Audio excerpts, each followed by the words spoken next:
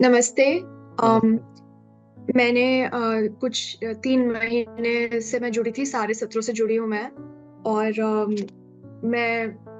मैं यूएस में रहती हूँ। मैं साइबर सिक्योरिटी में काम करती हूँ एक बैंक के लिए।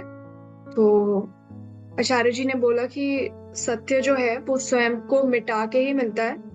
और हमको कुछ और जो हमने अपने साथ इतना कुछ जोड़ लिया है, हमको कुछ और जोड़ के सत्य नहीं मिलेगा। हम जो ऑलरेडी बन बैठे हैं हमको उसको घटाना पड़ेगा।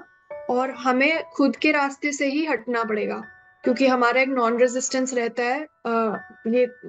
मैं भी जब शुरू में जुड़ी थी संस्था के साथ, तो बहुत बार मैं फोन नहीं उठाती थी और बहुत ज्यादा रेजिस्टेंस था मुझे।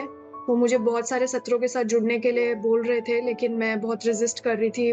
तो अम, ये सुन के मुझे उसकी याद आई कि हमें हमें मतलब हम सोचते हैं कि हम गुरु को ढूंढ रहे हैं, लेकिन गुरु हमें इस संयोग से मिल जाते हैं।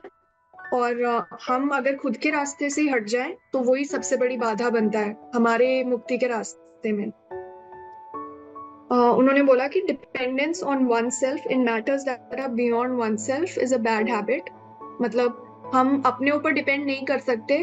अपने मुक्ति के मार्ग में जो हम चल रहे हैं, हम खुद के ऊपर डिपेंड नहीं कर सकते, क्योंकि हमें कुछ पता नहीं है।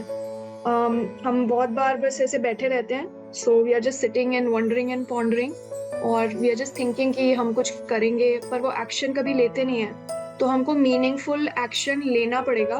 वो उसी से ही सारी प्रॉब्लम्स, हमारा ये बैठ के बस सोचते रहना कि हम कैसे आजाद हों, कैसे मुक्त हों, उससे कुछ नहीं होगा। हमको मीनिंगफुल एक्शन लेना पड़ेगा। और साथ साथ में आचार्य जी के सत्रों से भी जुड़े रहेंगे, लेकिन साथ में हमें युद्ध भी करना है। तो यही मेरी सीख थी।